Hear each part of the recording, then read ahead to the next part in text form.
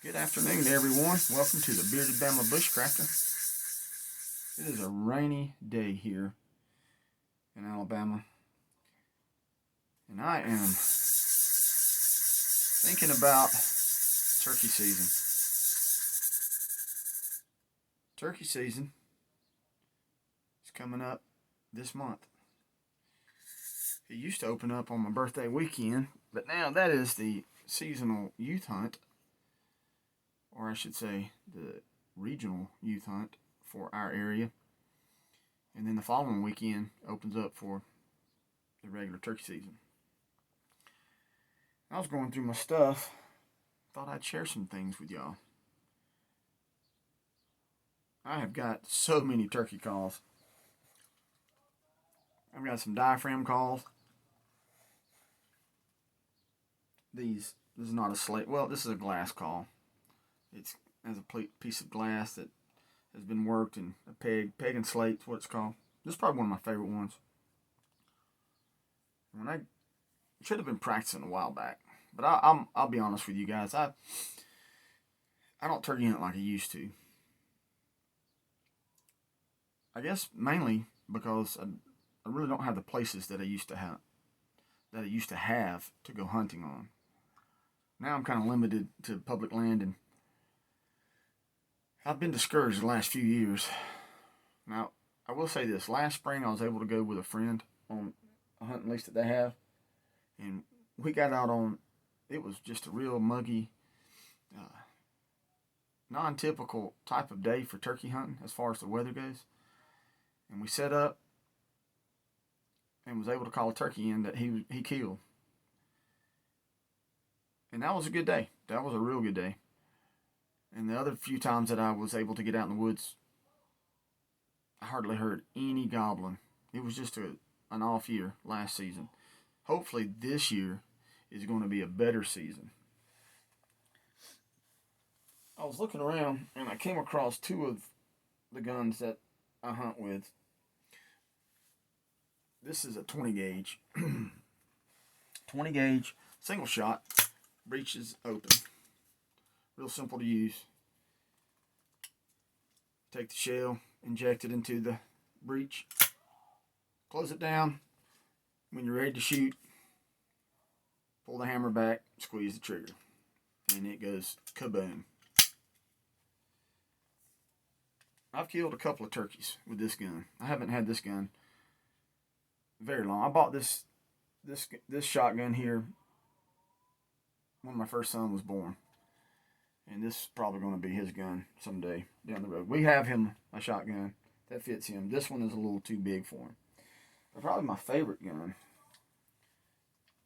is this Remington 870 Express.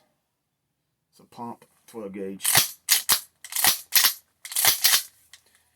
And it shoots a little larger shell. That's 12 gauge. And that is the 20 gauge. And these are both 3-inch magnums, which I love shooting as far as turkeys go. In this gun, you simply load it. You either inject the shell into the chamber that way. Push that forearm stock forward, and this gun would be loaded. Has a little safety button here at the trigger.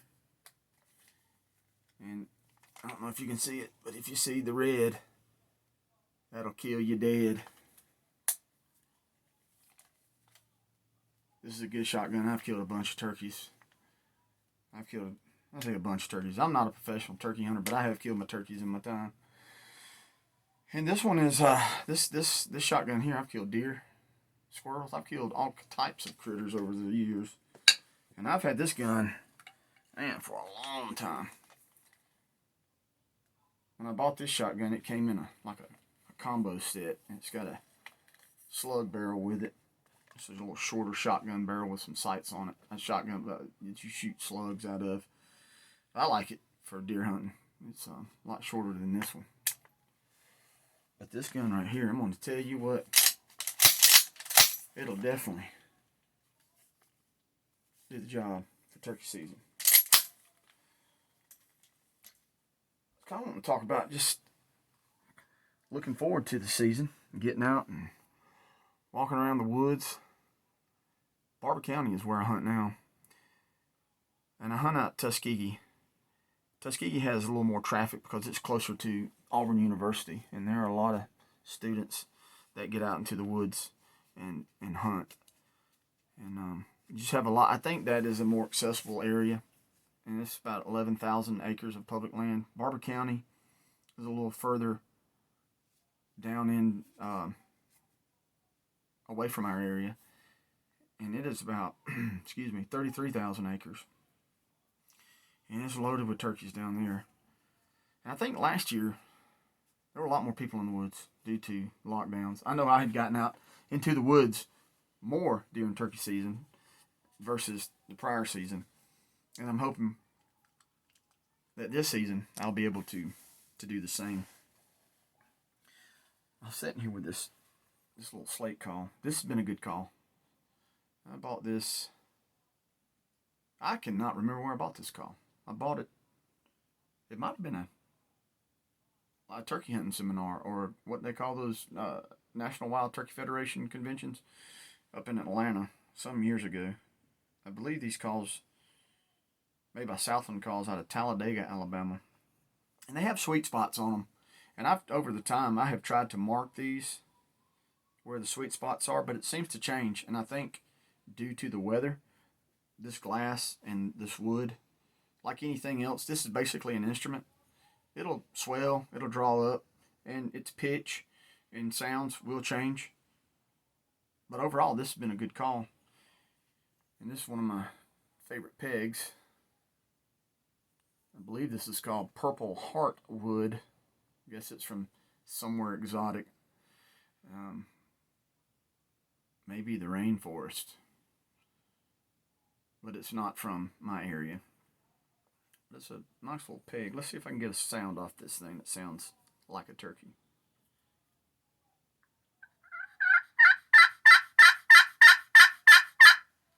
Yeah, got a little yelp going on.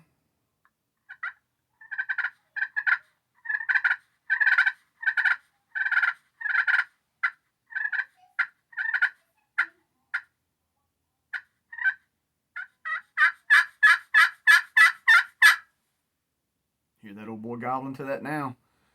I've been trying to, over the years as I turkey hunt. Man, I used to get out in the woods and, man, I'd put a call in my mouth and just wait for the turkey to come running in and basically run over me. I've had turkeys do that before. When I was 16 years old, I went turkey hunting one day, and I actually played hooky that morning from school with my dad's permission. Went down to this place we had to hunt on. Then it wound up that I was just by myself, and it was close to my birthday that year. So I was about to turn 17, if I'm remembering that right, because I was already able to drive. I drove down, got out, ran to the woods, I owl hooted, and man, turkeys were gobbling everywhere. One gobbled that way, one in front of me, one behind me. I was standing there like, which way did I go? Finally, I kind of calmed myself down because I was so excited. And one bird was gobbling more than the other ones. So I headed off in his direction. And at the time, I didn't know how to use these diaphragm calls. If you're going to learn to use these little things, you need to put a lot of practice. And I still don't have them down to professional level. But I can call turkeys up with them. I set up on that bird, and he was across this little branch. And he was gobbling. And those other birds were gobbling. And I sat down, I had a box call. And if you're not familiar with a box call, it's basically just a box. It's made out of wood. I've seen some made out of synthetic materials over. This is a box call, paddle box call. It has a top on it, and you take it and you strike it against the box part, and it makes yelps. And you can do purrs and all kind of things on it. And it was a twin hen lynch box call. I wish I still had that call, but I don't know where it is. I started calling on that thing, and that bird gobbled. He pitched down. He came right in, and man, it was like 5 minutes. That bird was almost on the tip of my gun.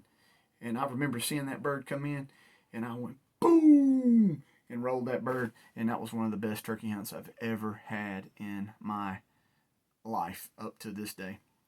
Don't get me wrong, we had some good ones. When my dad was alive, he enjoyed turkey hunting, and he and I had some pretty fun adventures, and we killed a few turkeys. We got lucky enough and killed a few turkeys, and but that particular morning, that was just what they call a textbook. But I had three or four birds. There were other birds coming in because I could tell as they were gobbling, they were getting closer, and I guess he was wanting to head them off. But that bird weighed almost 25 pounds, and he had, if I remember right, the spurs were, they were over an inch and a half long. They curved up what they called limb hangers. He had, his beard was, it was like 3 feet long. No, I'm kidding. Man, I wish I could remember. I'll have to get the book out. I've got all that stuff written down. But he had a 10-inch beard. It was just this big old paintbrush beard. Big old bird. And, man, that was an exciting morning. So many hunts that I can recall as I got into it and friends in high school. We would get out and turkey hunt. And we'd always check in, though, before 12. And that was back in the day when we actually carried guns onto school campus. Not that we carried them into the school to shoot people. Never thought that at all.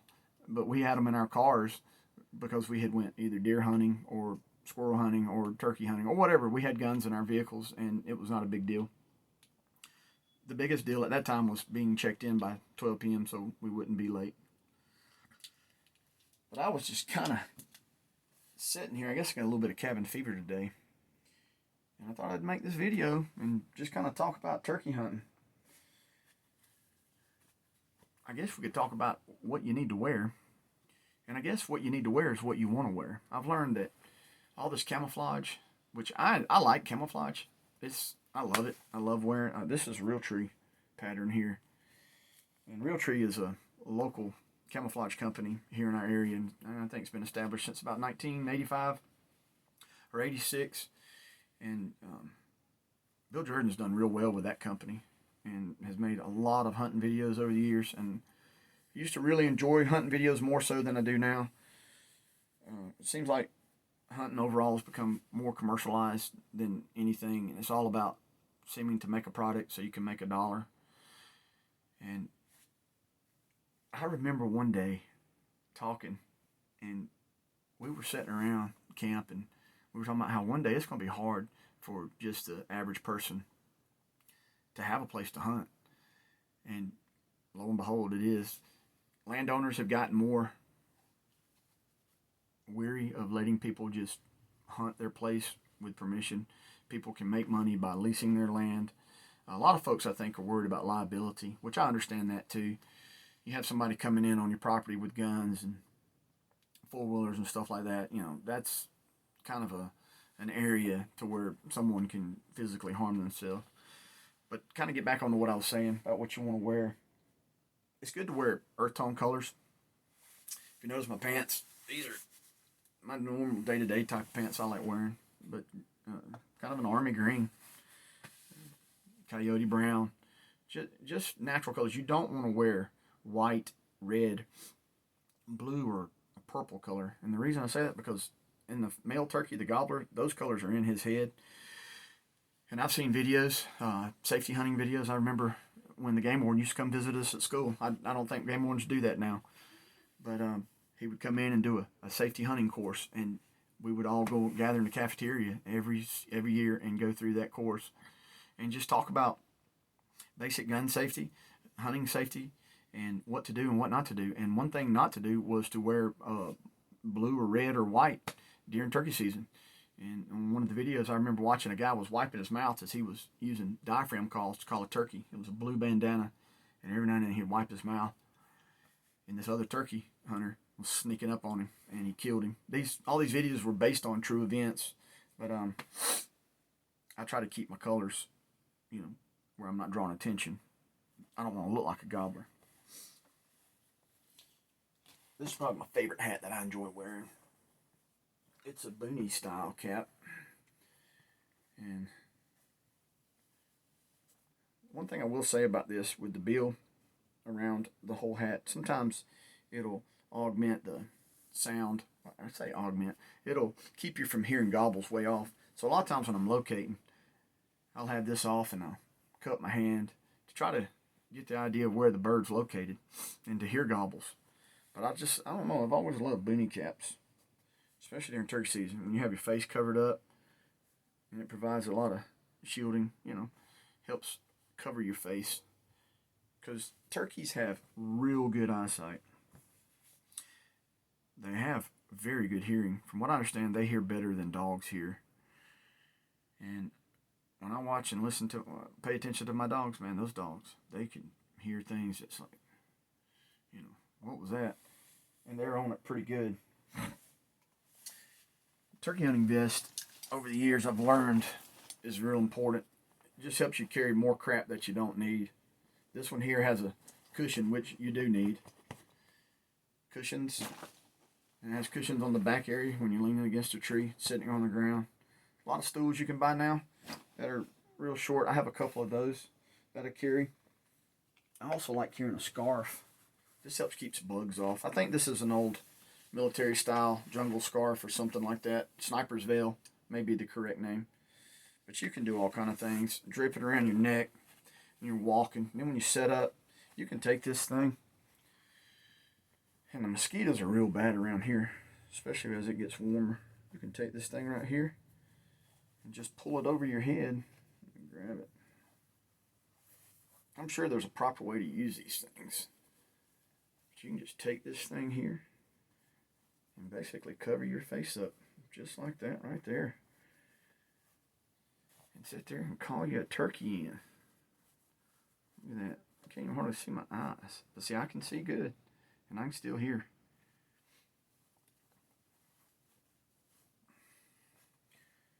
You can sit here and probably do a video on turkey hunting, even with the little amount of knowledge that I have.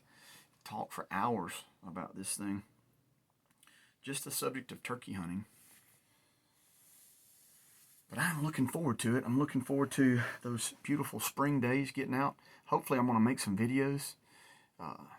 Me and the boys out in the woods. Actually getting us a couple of gobblers. I'd like to tag out this year. That would be a fun thing to do. My oldest son and I were planning on going out on the March 13th and 14th, I believe, is the youth weekend.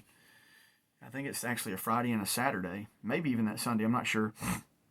But we're planning on going that weekend and hopefully going to get him on a bird. Well, I guess I'm going to end the video here and hope everyone's doing well. It's getting close to the middle of the week. It's dropped off colder here. Yesterday it was warm and muggy, and today it's cold and rainy. It's like 40, 45 degrees Fahrenheit and rain. Just kind of a miserable day. But I hope everyone's doing well, and I will talk to you later on down the road. See you.